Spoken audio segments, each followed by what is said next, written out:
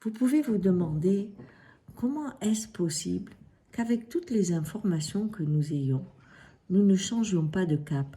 Quand j'entends parler du vaccin, j'entends surtout le retour à 90 millions de touristes qui passeront en France, à retrouver les vols pour les pays étrangers accessibles à tous, de retrouver cette abondance de déplacements et aussi de pollution, comme si nous voulions absolument rien apprendre de cette expérience que nous vivons.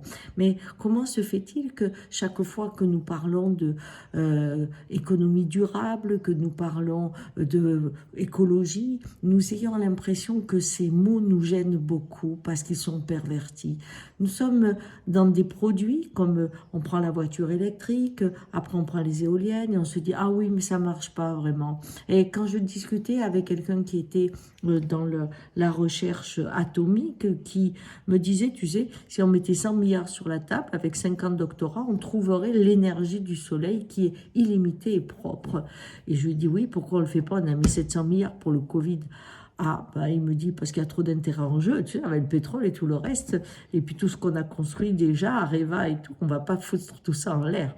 Et là, je suis avec des yeux très, très étonnés. Et puis après, je me retrouve avec un médecin qui est vraiment bien, hein, il était à l'Institut Pasteur, il cherche 72 cobayes aujourd'hui hein, pour tester le vaccin du sida. Alors on se pose la question, on lui dit, mais quand même, pourquoi on a mis autant de temps hein, pour le vaccin du sida? Et là, le mec très honnête, puis on sent que c'est spontané, il dit oui mais on a trouvé les médicaments avant alors ça intéressait plus personne le vaccin du sida. Et là on se dit waouh, le monde est peut-être fou, on saurait comment faire de l'énergie propre, on le fait pas, on saurait comment avoir des vaccins pour le sida, il y a des médicaments, on le fait pas. Et là je me dis mais c'est pas possible. Et puis je trouve en fait une raison qui est formidable, c'est que nous avons fait de l'économie, et on l'apprend dans les grandes écoles de commerce, une science. Vous savez, les sciences et les mathématiques, la physique, c'est-à-dire qu'on sait que tel phénomène se produit à partir de telle et telle chose. Hein. On a un processus qui est répétitif à l'infini parce que c'est une donnée physique ou une donnée mathématique. 2 et 2 font 4, ils ne font pas 5, ils ne font pas 3, ils font 4. Eh bien, on a voulu faire de l'économie la même chose, ce qui fait que l'on pense systématiquement en termes de c'est comme ça. On sait qu'il va falloir avoir une augmentation de notre consommation pour équilibrer le monde. C'est comme ça, c'est la loi scientifique de l'économie. La bourse est le cœur, par exemple, qui permet d'irriguer l'argent et de le produire. C'est comme ça, c'est une réalité, alors que la bourse se casse la figure et qu'elle n'a jamais produit vraiment grand-chose, à part de la grande spéculation.